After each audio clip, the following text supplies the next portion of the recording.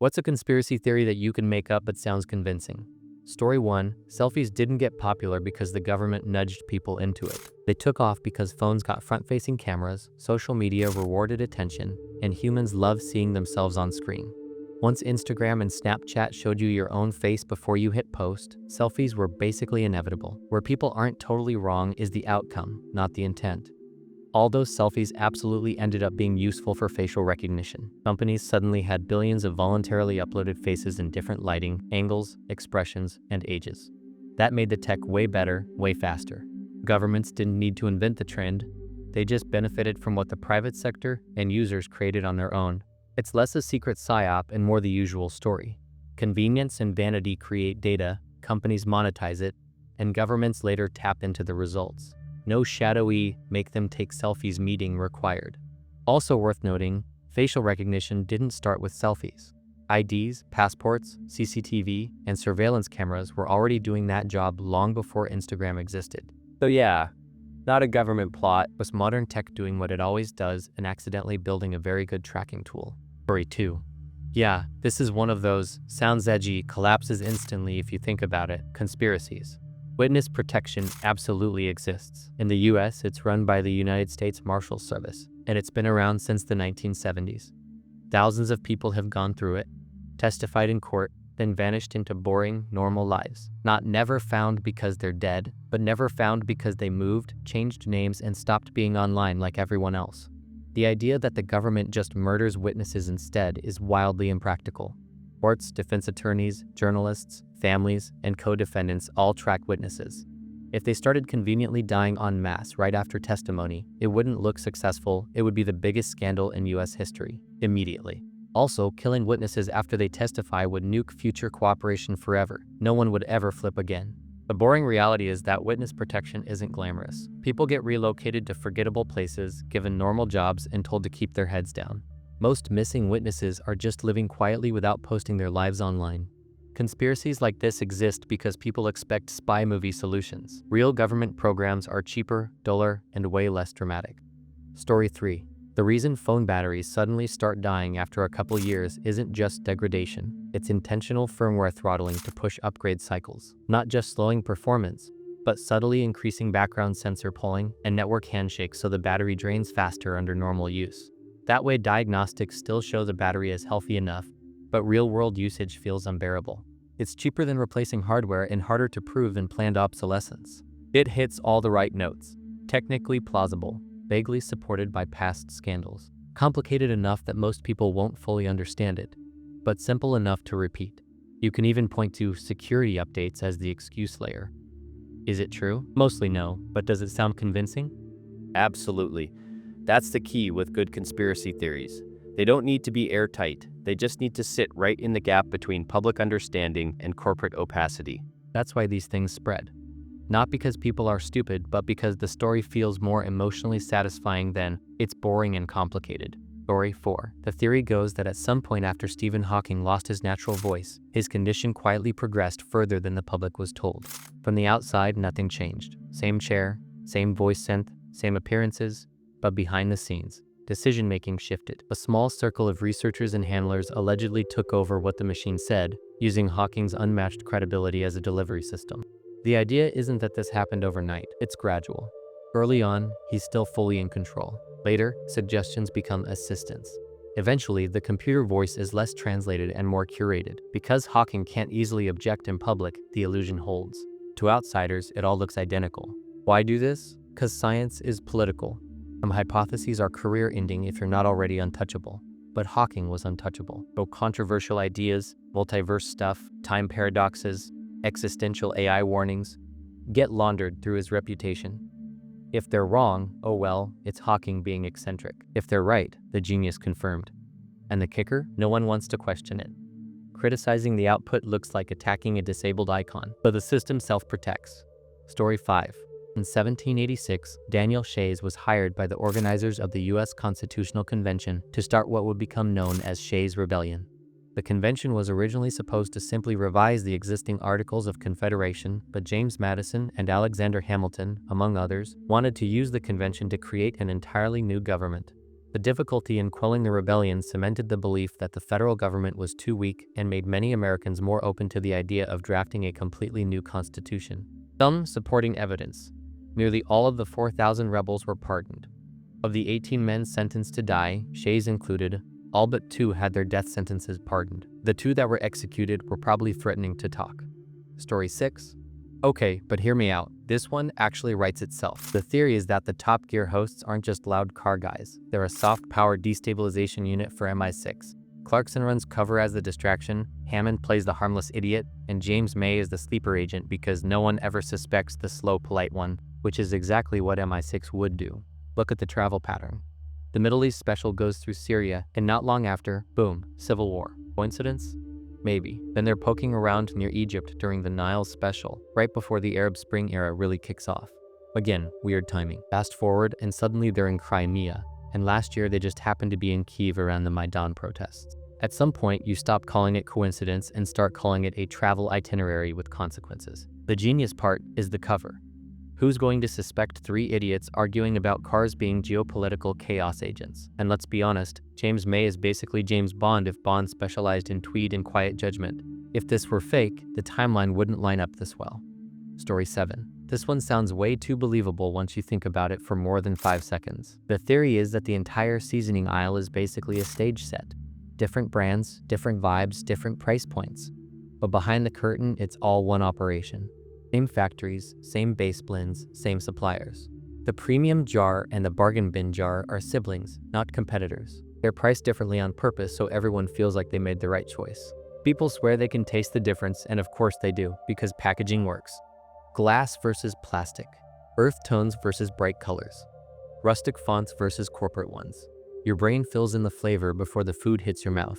What really sells it is how impossible it is for new spice companies to break in. Every now and then someone tries, but they never get shelf space in major chains. They vanish quietly. You don't hear about failed spice startups because they die before they're visible. A monopoly doesn't need to advertise or undercut anyone. It just owns the aisle. As for decades. No lawsuits, no scandals, no headlines. Because spices are boring and cheap enough that nobody ever digs too hard. And honestly, if you were going to run the perfect monopoly, you'd pick paprika. Story 8. This is the kind of conspiracy that eats other conspiracies, which is why it's so elegant. The theory is that most loud, obvious conspiracy theorists aren't true believers at all. They're noise generators. Paid trolls whose job is to flood the zone with nonsense so real, boring, document-heavy conspiracies get buried under aliens, flat earth, and lizard people. Not to convince anyone of one fake thing, just to make the whole category radioactive. Once everything is a conspiracy, nothing is. It also explains why the most absurd theories get boosted the hardest. The goal isn't persuasion, it's contamination. If someone stumbles onto an actual uncomfortable truth and goes looking, they immediately get funneled into a circus. By the time they come back up for air, they look unhinged and no one takes them seriously. The beauty is deniability. You don't have to control the narrative, just wreck trust in the concept of hidden power altogether. The public ends up thinking all conspiracies are dumb, which is way more useful than censorship. And the real kicker, if someone points this out, it just sounds like another conspiracy. Perfect loop. Self-sealing. Impossible to prove, impossible to disprove. If you were going to run psychological interference at scale, this is exactly how you do it. Story 9. The idea is that after the moon landings, humanity didn't just shrug and stop. Instead, the 5 permanent members of the UN Security Council, United States, United Kingdom, France, Russia, and China, quietly kept going. Joint, but secret. Mars, specifically. Permanent research colonies were established about 30 years ago, long before private space companies became the public face of progress. They all sign a pact to keep it classified. No one nation gets to claim Mars, no one tips their hand, and no one triggers panic or a space arms race. Everything we see publicly, rovers, delays, we'll get there in 20 years, is just the kiddie pool version meant for civilians. The tech leap excuse is the giveaway. We supposedly went from landing humans on the moon to decades of nothing meaningful. Meanwhile, computing, material science, propulsion, and life support all exploded? Yeah, okay. The real work just moved behind closed doors, the same way nuclear subs and spy satellites did. You don't live stream the stuff that actually matters. Public space programs are PR.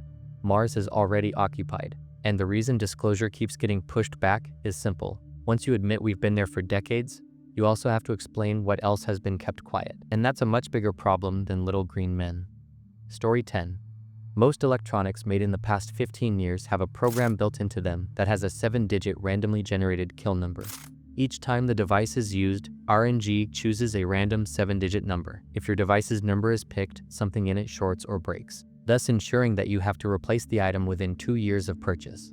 Couple this with 2-year cell phone contracts and you see a huge money tree. This practice is mostly used in the cell phone industry, but has become more and more rampant in laptops, tablets, and microwaves. Story 11. The idea is that log isn't random, it's intervention.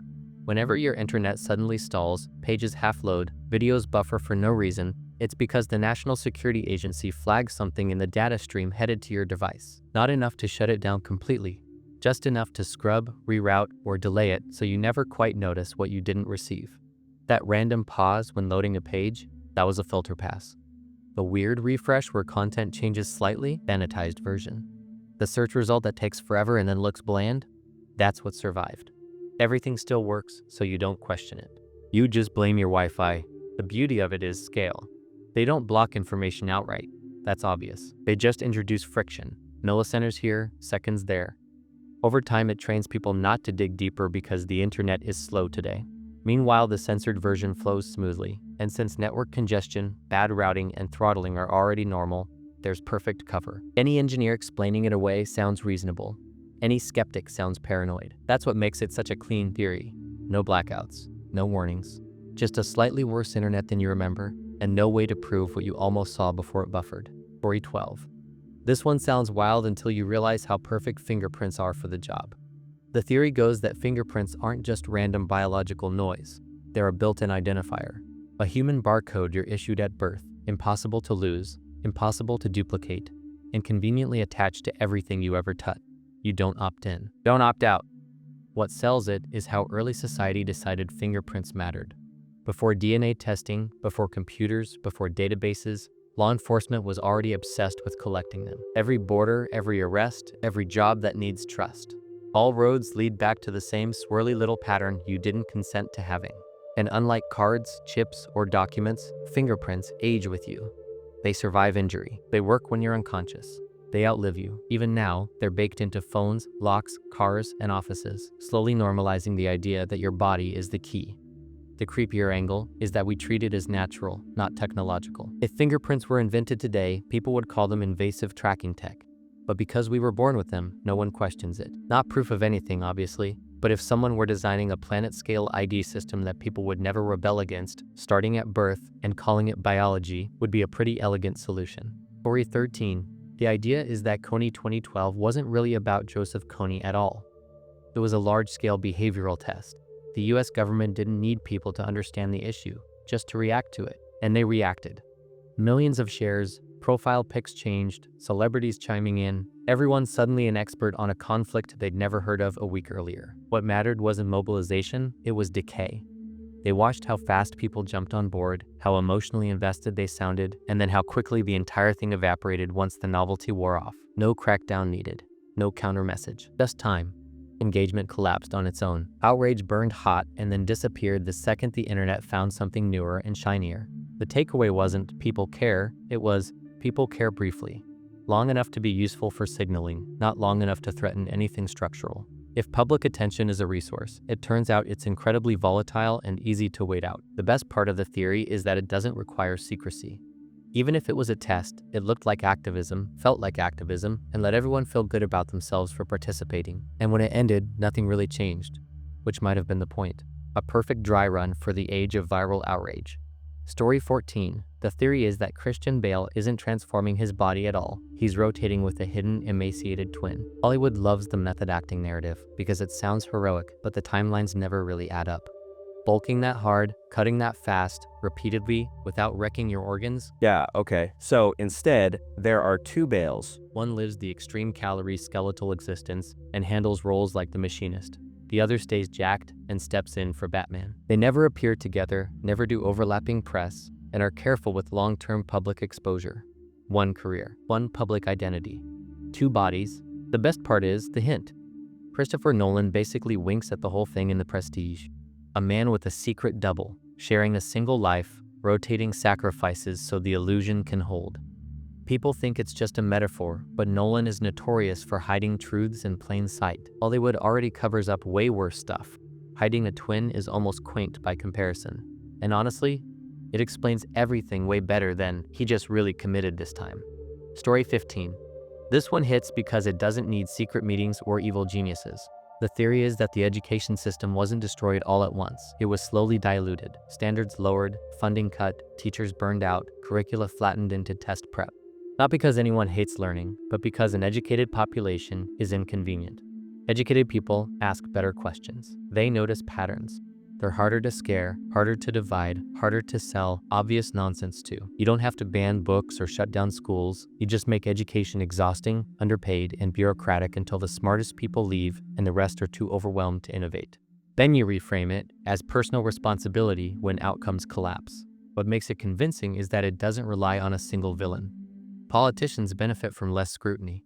Corporations benefit from a more pliable workforce. Media benefits from shorter attention spans. Everyone gets a little something by letting the system rot, and the kicker is that it's all defensible on paper. Budget constraints, accountability metrics, efficiency. No one has to say, "We don't want educated citizens" out loud. The results speak for themselves. Whether intentional or not, the effect is the same. Fewer people equipped to challenge the system, more people blaming themselves for struggling in one that was quietly kneecapped. That's not a dramatic conspiracy. That's the slow, boring kind that actually works. Story 16. Paleontology is a scam. In the 17th century, Athanasius Kircher, who was also known for faking translations of ancient languages, sculpted giant bones out of rock. When it was discovered that his bones were actually made of stone, he made up the story that the bones changed into stone over time. These bones of creatures that no one has ever seen, which just happened to magically turn into stone, were Kircher's claim to fame, and he became the first scholar with a global reputation. In 1796, an expert in elephant anatomy, Georges Cuvier, discovered that similar stone bones being sold to museums by followers of Kircher did not match any known species of elephants. Of course, Kircher's followers responded that this species of mastodon was extinct. By the 19th century, the conspiracy was so ingrained in popular culture that followers of Kircher were creating entirely new species of creatures to sculpt: giant lizards, insects, and new mammals. Kircher follower Richard Owen created a new order of reptiles, Dinosauria, without anyone ever having seen a single species in this order. Story 17. This is honestly the cleanest moon conspiracy because it splits the difference. The idea is that America absolutely went to the moon, rockets, astronauts, the whole thing. But once they got there, someone in mission control had a horrifying realization. This is live TV, watched by the entire planet, and all it takes is Neil Armstrong tripping on the ladder, fumbling a line, or face-planting in low gravity to turn the biggest propaganda win in history into eternal embarrassment. So they hedge. They film a clean, rehearsed version of the first steps ahead of time, with perfect lighting, perfect dialogue, no mistakes. That's what gets broadcast. Meanwhile, the real landing still happens, just off camera, messy and human like everything else. Flags planted, samples taken, mission accomplished, history secured. It explains everything people argue about without going full soundstage in Nevada. Why the footage looks staged but the science checks out. Why there's tons of physical evidence but the video feels off. The mission mattered. The optics mattered more.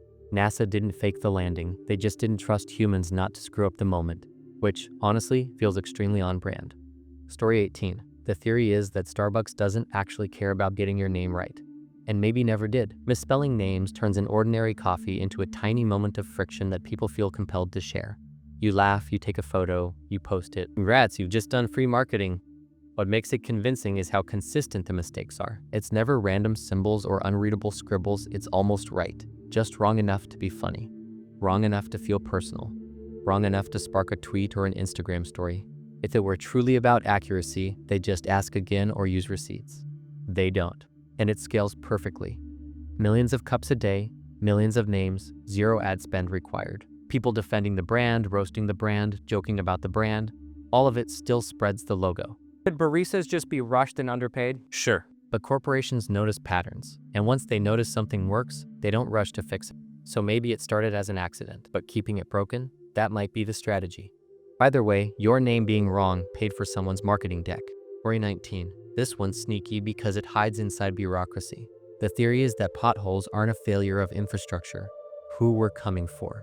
Roads are kept in a permanent state of just bad enough. Because busted suspensions, blown tires, alignments, rims, shocks, and axles quietly keep money flowing. Dealerships, repair shops, parts suppliers, insurance claims, all downstream beneficiaries of roads that never quite get fixed properly. Notice how potholes get patched, not solved. Quick fill that last one winter, then blow out again. Enough to say, we addressed it. Not enough to stop the damage cycle. Full resurfacing happens rarely, costs more upfront, and mysteriously gets delayed forever. From the conspiracy angle, it's perfect. Nobody coordinates explicitly. No villain twirling a mustache. Just budgets, incentives, and plausible deniability. Spending billions once to fix roads permanently doesn't stimulate the economy the way constant low-level damage does. Ongoing problems mean ongoing transactions. Drivers blame the weather. Cities blame funding. States blame paperwork. Meanwhile, the repair economy hums along quietly year after year. Is it intentional? Maybe not in a smoke-filled room way, but if potholes were truly unacceptable, they'd be treated like emergencies instead of seasonal traditions.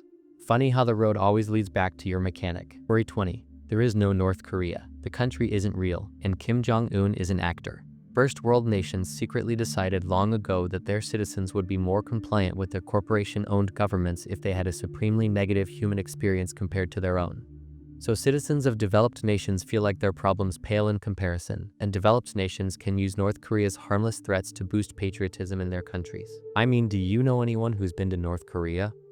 Oh, I know what you're thinking. North Korea heavily restricts visitors to their country. And where did you learn that piece of information? Your country's media outlets? The ones that you already know are used by the government to spread the information they want you to hear?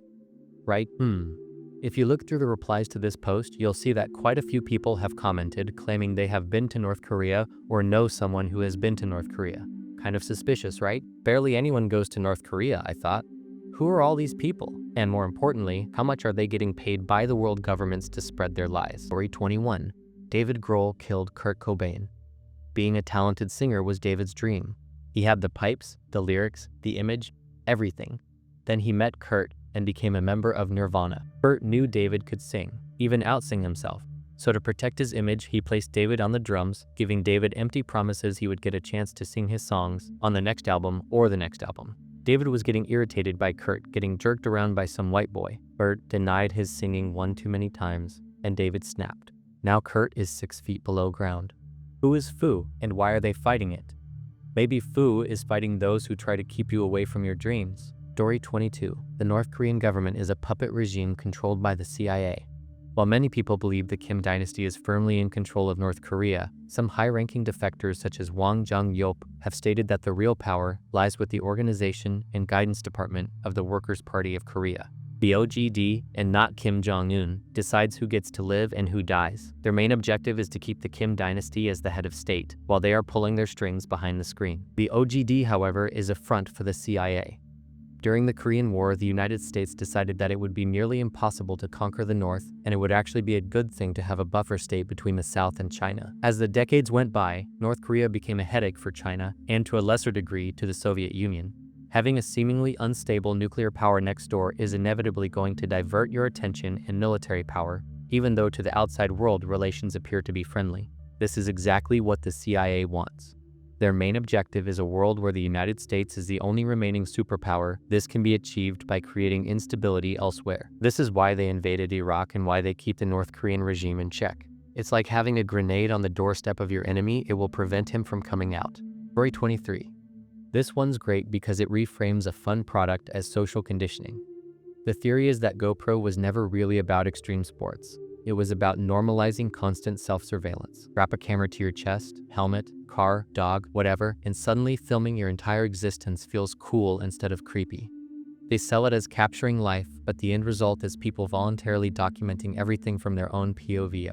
The branding is the cherry on top. GoPro. Not action cam, not life cam. GoPro. As in the government program. Just subtle enough to laugh off, just clever enough to stick in your head. You associate surveillance with adventure, hero moments, viral clips, parks, skydives, police footage. First-person chaos that feels authentic and raw. Once people accept wearing cameras for fun, the leap to accepting cameras everywhere else gets a lot smaller. Dash cams, doorbells, body cams. For safety, for memories. If you've got nothing to hide, no one forces it. That's the genius. People pay for the device, promote it, and defend it. Surveillance stops feeling imposed and starts feeling like a lifestyle choice. Is it true? Who knows? But if you wanted to make constant recording socially acceptable, selling it as adrenaline and vibes would be exactly how you'd do it. Story 24. Same one I always say. That the government is secretly pushing game developers to make war shooters like COD and Battlefield and market them to kids, so that in several years' time when we piss off every other nation in the world, those children who grew up on war games will have a skewed idea of war, think it'll be awesome, and sign up. That way they can't keep it a volunteer army but brainwash impressionable minds into signing up without knowing the real horrors of war. And someone pointed out to me that this wouldn't work because of all the out-of-shape loner kids who play the games. But that's what bootcamp and training are for, because in a positive aspect, they'll chop down on national obesity by getting those boys and girls in shape to fight. Story 25. With close to 7 billion people on Earth and each birth representing a chance for an odd mutation here and there - some benign, some lethal - there, has had to have been a statistically significant probability that someone or several someones have been born with a very limited form of cellular regeneration. They age extremely slowly. At some point in their lifetime, they came to realize that they were different. Some embraced this and became warriors, politicians, kings, and emperors. Some became alchemists, historians, scientists, and teachers. In the age of the ubiquitous cameras and the ability to upload these images onto the internet, people are starting to become aware that these people exist. Comparisons of photos to paintings from earlier centuries have brought to light the startling resemblances of some modern-day power players and their doppelgangers from the past. The strangest facet of this tale is that they seem to have no single agenda. For the most part, they coexist alongside humanity in harmony. They seemingly have little interest in anything beyond their social spheres. There are no evil plans for world domination. Even those who had sought power earlier in their lives now seem content with a simpler existence. But now that a few of them are standing out in a very public way, there is fear spreading through their ranks that the world might turn against them or seek them out to unravel their secrets or remove them as aberrations. Story 26. This one feels believable because it sounds like something science would absolutely try. The theory is that broccoli isn't a natural vegetable at all. It's the result of a quiet lab experiment to engineer a perfect food. Scientists supposedly crossbred cauliflower's structure with spinach's nutrient density and ended up with broccoli. Dense, bitter, packed with vitamins, and suspiciously efficient. Too efficient, honestly. It explains why broccoli feels like it was designed by committee. Nobody craves it instinctively. Kids hate it universally. Yet every nutrition guideline treats it like the final boss of vegetables. Just eat your broccoli gets pushed harder than almost anything else in the produce aisle. And notice how it doesn't really exist in the wild. You don't stumble across broccoli growing somewhere feral. It shows up fully formed, identical every time, like it rolled off a biological assembly line. Different shapes maybe, but always unmistakably broccoli. The super vegetable angle fits too. High fiber, vitamins, antioxidants, anti-cancer buzzwords. It's like someone min-maxed stats and forgot about flavor. A prototype that worked nutritionally but failed the vibe check. Is it actually true? Probably not. But broccoli definitely feels less like something nature accidentally made and more like something scientists signed off on and said, good enough, ship it. Story 27. This one's almost too clean to ignore. The theory is that the Coca-Cola company didn't accidentally screw up with New Coke. They used it as cover. They knew switching from cane sugar to high fructose corn syrup would change the taste, and people absolutely would notice. So instead of quietly doing it and getting caught, they engineered a bigger, louder mess. Enter New Coke. A months-long media circus, public outrage, phone lines flooded, late-night jokes. Everyone was screaming about how the flavor was ruined. Then, triumphantly, they listened to the people and bring back classic Coke. Here's the trick. When classic comes back, it's not actually the same. During the chaos, they've already shifted production to corn syrup. But after New Coke, nobody's palate is calibrated anymore. All people are comparing is, this tastes better than that disaster. Not, does this taste exactly like 1970s Coke? The distraction does all the work. Consumers feel like they won a victory. Coke gets cheaper ingredients. Corn subsidies get used. Everyone moves on. And the genius part? If anyone complains later, they're told they're imagining things. Nostalgia. Memory bias. It's the same formula. Maybe it was a blunder, or maybe New Coke was the loudest sleight of hand in marketing history. Story 28. This is the granddaddy theory, because it explains why nothing ever really changes. The idea is that governments aren't actually fighting each other the way we think. They're middle management, different flags, different rhetoric, same underlying authority. The reason we don't notice is because the population is permanently fragmented. Left versus right. Country versus country. Culture war after culture war. Everyone's too busy fighting horizontally to look up. From this angle, elections still matter, protests still happen, wars still break out, but only within boundaries that don't threaten whoever's actually in charge. Leaders rotate, policies swing, nothing fundamental gets touched. When something looks like a massive disagreement at the top, it's just theater to keep people emotionally invested. Division isn't a side effect, it's the control mechanism. A unified population would ask dangerous questions. A divided one argues about symbols, identities, and vibes, while power stays centralized and invisible. You don't need mass surveillance or constant repression if people police each other for you. The cleanest part of the theory is that it doesn't require perfect control. Just influence. Just nudges. Just making sure everyone believes the other side is the real enemy. If there really were a single controlling entity, this is exactly how you'd run it. Never appear, never take credit, and let humanity exhaust itself fighting shadows. Story 29. This one is perfect because it explains a universal experience with zero effort. The theory is that every time you walk into a room and immediately forget why you're there, it's not a brain glitch, it's divine UI lag. God is playing The Sims. You cued an action like grab phone or get water, and right as you cross the doorway threshold, he hit cancel. Action removed, task gone. I'm confused. That empty, buffering feeling, that's your character standing idle waiting for a new command. You weren't distracted, you weren't tired. The task was literally deleted from the queue. It also explains why going back to the original room sometimes makes you remember. You retraced the sim steps and reloaded the context. Other times it's gone forever because the save already happened and the action is unrecoverable. Honestly, it fits too well. Doorways are basically loading zones. Forgetting mid-task is just poor omniscient micromanagement. And the way it happens to everyone, constantly, with no warning, classic bored player behavior. If this isn't true, then reality has some very specific bugs it still hasn't patched. Story 30. This one's dangerous because it's almost too efficient. The theory is that there's a quiet government agency that doesn't brainstorm in conference rooms anymore, it crowdsources.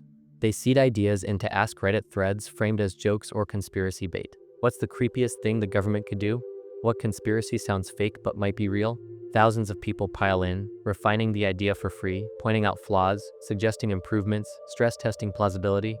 Anything too dumb gets ignored. Anything too obvious gets mocked. But the really good ideas? The ones that sound insane yet weirdly workable?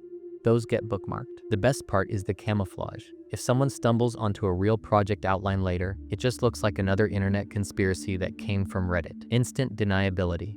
The public itself helped design it and also trained itself not to believe it. It's R&D without FOIA requests, ethics boards, or paper trails. Just vibes, anonymity, and millions of unpaid contributors convinced they're joking.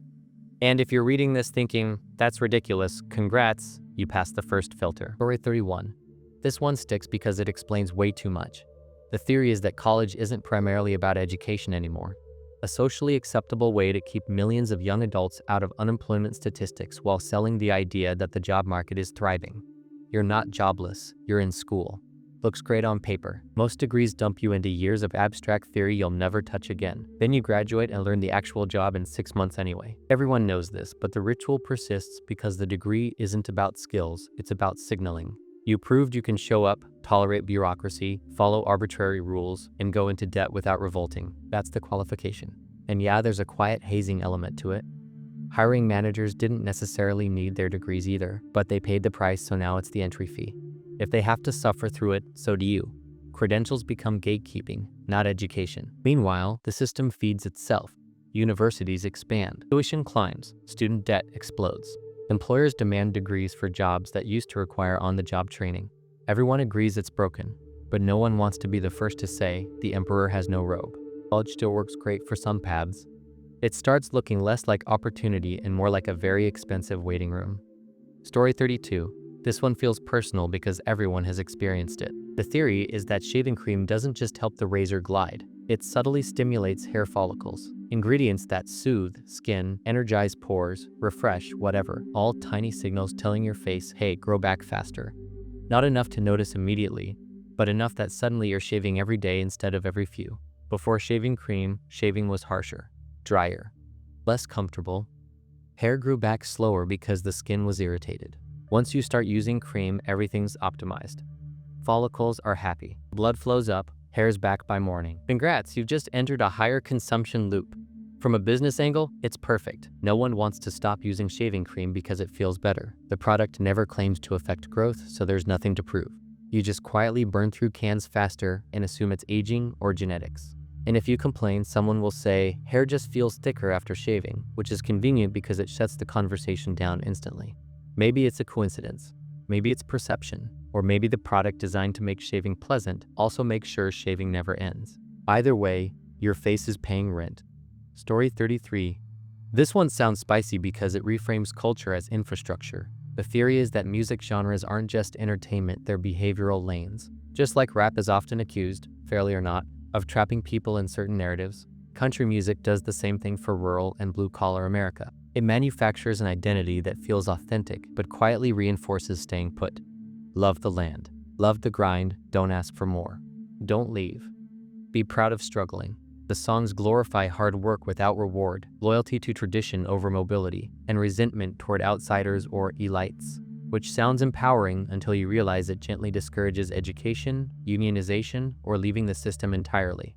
You're not being exploited, you're being honorable. And once pride replaces curiosity, upward movement slows way down. From the conspiracy angle, it's incredibly useful. You get a stable agricultural and trades workforce without having to force anyone. No policy needed. Just vibes. The music does the social conditioning for free year after year, wrapped in patriotism and authenticity. And like all good manipulation, it doesn't feel imposed. People defend it fiercely because it feels like them. That's the trick. You don't control people by telling them who to be. You give them a soundtrack that tells them who they already are and who they shouldn't try to become. True or not, it's unsettling how neatly it fits. Story 34. The whole raise your lighters at concerts idea was introduced to headlining musicians from butane companies in order to sell more products. The butane industry sold this idea to musicians by convincing them it would cause listeners to love their music even more. While most of the butane released from a lighter is burned up, a small percentage is released into the atmosphere. In the case of a large concert, it pools and is inhaled by the audience. Butane inhalation causes euphoria and drowsiness, which means that you will remember enjoying the music more than you naturally would. Also, it makes your brain more susceptible to suggestions, so that when the artist says, "You guys having a good time?" not only will you agree, but your brain will believe you. Story 35, The Tree Man. Of course you never noticed. I didn't for a long time, but a long time is what it takes for the trees to move. Ever wonder why power lines aren't underground? It's to keep the trees in check. When a storm brings down power lines, the priority is not to restore power to you. The priority is to reinforce the walls that enforce order upon a family that we have been violating for millennia. Power lines weren't necessary before though. The transgressions of man were insignificant for the longest. Then the Industrial Revolution hit. But don't worry, we're safe. For now.